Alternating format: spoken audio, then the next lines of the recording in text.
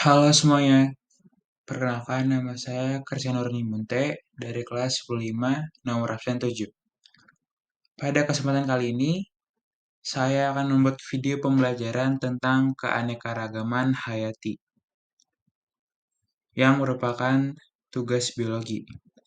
Nah, pasti baik yang belum tahu kan, keanekaragaman hayati itu apa? Nah, mari kita simak.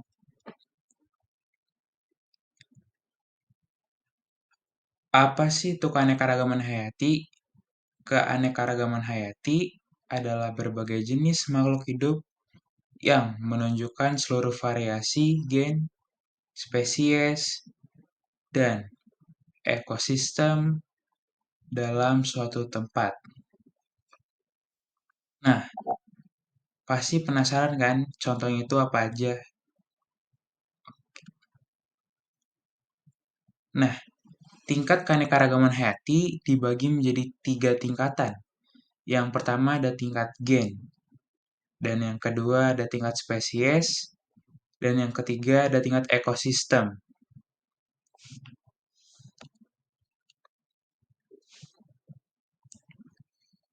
Nah, untuk tingkat gen ini merupakan variasi genetik dalam satu spesies, baik di antara populasi terpisah secara geografis maupun di antara individu dalam satu populasi.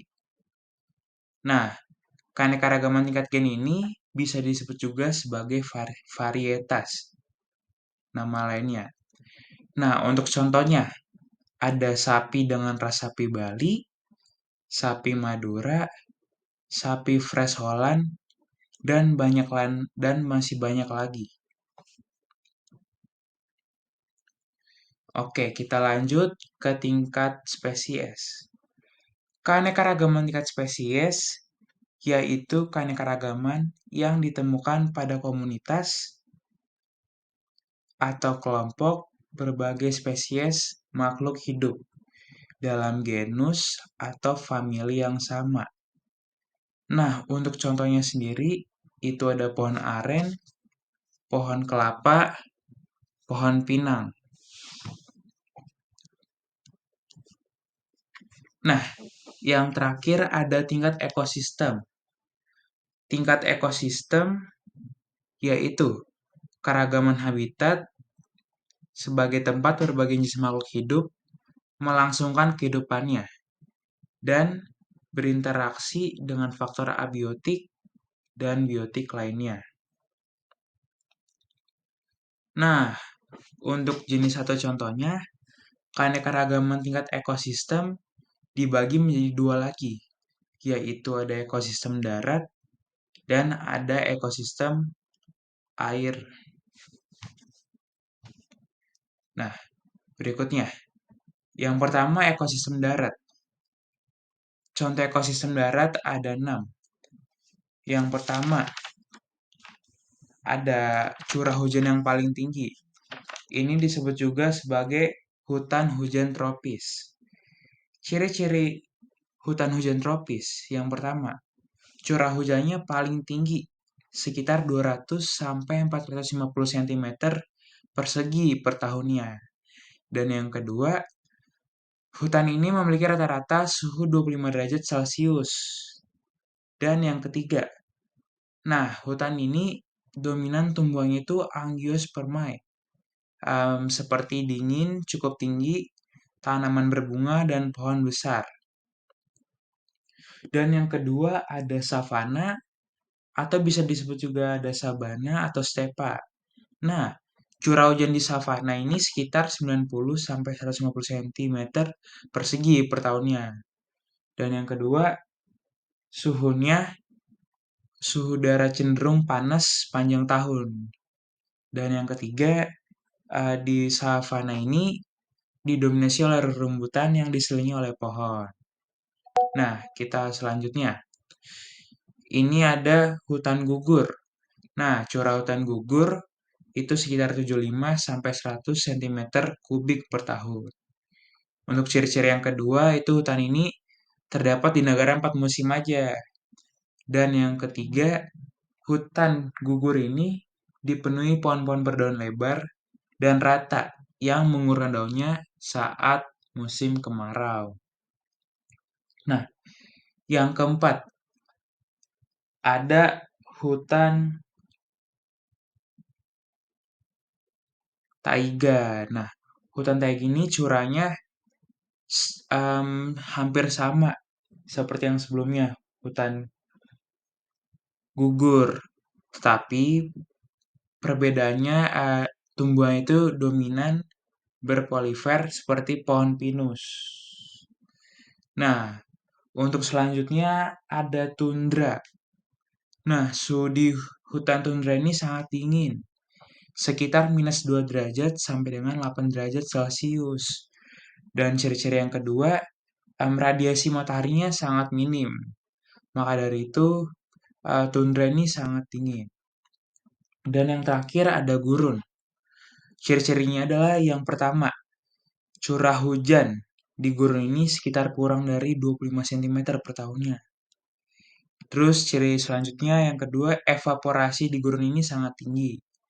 Dan ciri-ciri yang terakhirnya, didominasi oleh pohon kaktus. Untuk ekosistem darat cukup segitu.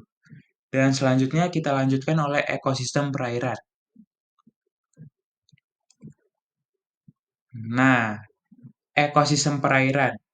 Yang pertama, berdasarkan keadaan airnya dibedakan menjadi dua, yaitu lentik atau tenang, contohnya danau dan rawa. Dan yang kedua ada lotik atau mengalir, contoh itu sungai dan air terjun. Yang kedua, komponen abiotik perairan. Yang pertama, jenisnya adalah fitoplankton, itu menyerupai tumbuhan. Nah, contoh fitoplankton ini ada alga dan ganggang. Selanjutnya ada zooplankton. Zooplankton ini artinya itu menyerupai hewan. Contohnya ada protozoa atau amoeba atau parameci permukaan.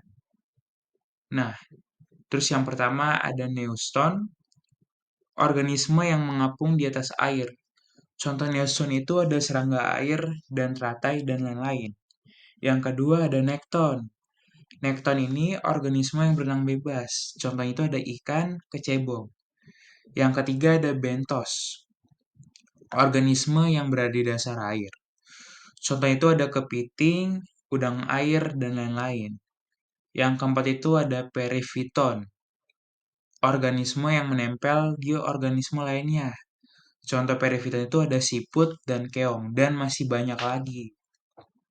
Nah, untuk ciri-ciri ekosistem air tawarnya itu, yang pertama, salinitas atau bisa disebut juga kadar garam ini rendah. Yang kedua, cahaya yang masuk lebih sedikit. Yang ketiga, itu dipengaruhi oleh iklim. Yang keempat, zona ekosistem air tawar. Yang pertama, itu litoral. Nah, litoral ini penetrasi cahaya yang masuk itu banyak. Yang kedua ada limnetik. Nah, penetrasi cahaya limnetik ini yang masuk lebih sedikit. Dan yang terakhir itu ada profundal atau dasar perairan. Nah, di profundal ini benar-benar tidak ada masuknya cahaya sama sekali. Nah, untuk ekosistem perairan, air tawar cukup segini. Dan selanjutnya ada air laut, jenis ekosistem perairan yang kedua. Nah, air laut ini dibedakan menjadi laut dalam, terumbu karang, estuari yang mencakup padang lamun, hutan mangrove, dan selanjutnya ada pantai pasir, dan selanjutnya ada pantai batu. Nah, yang kedua, ciri-ciri ekosistem laut.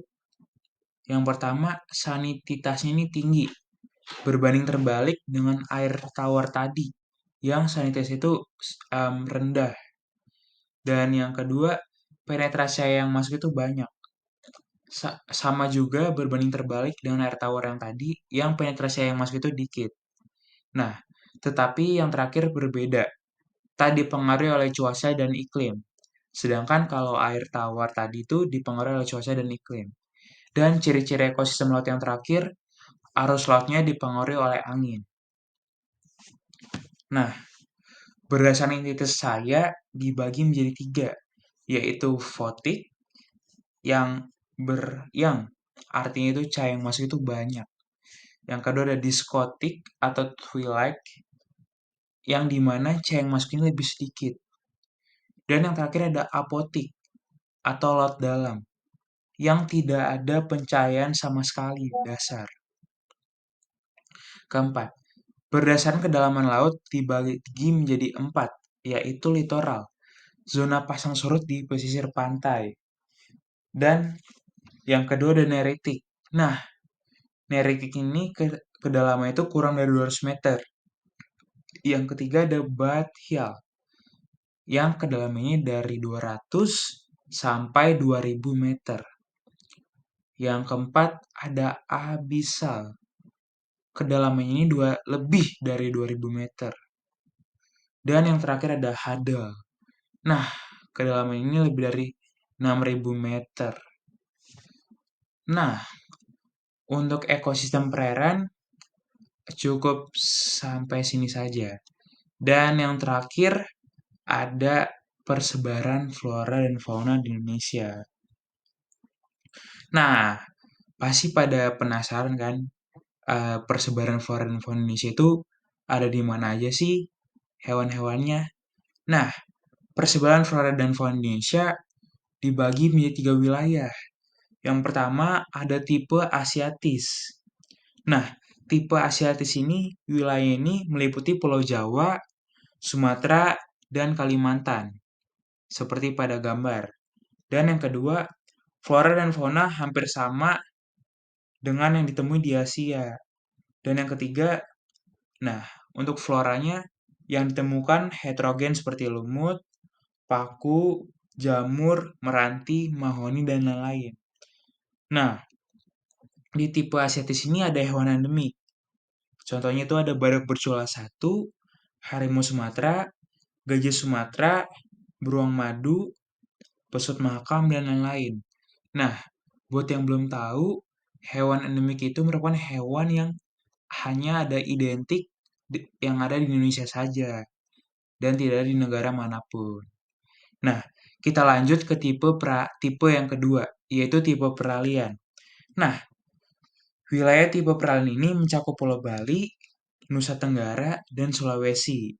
Dan terdapat fenotipe Asiatis dan tipe Australis juga di daerah peralihan. Karena tipe peralihan ini tipe yang tengah-tengah. Jadi fauna Australis dan Asiatis juga ada di tipe peralihan atau tipe tengah. Nah, flora di wilayah ini, nah dominasinya itu rempah-rempah. Rempah-rempah itu ada cengkeh, pala, cendana.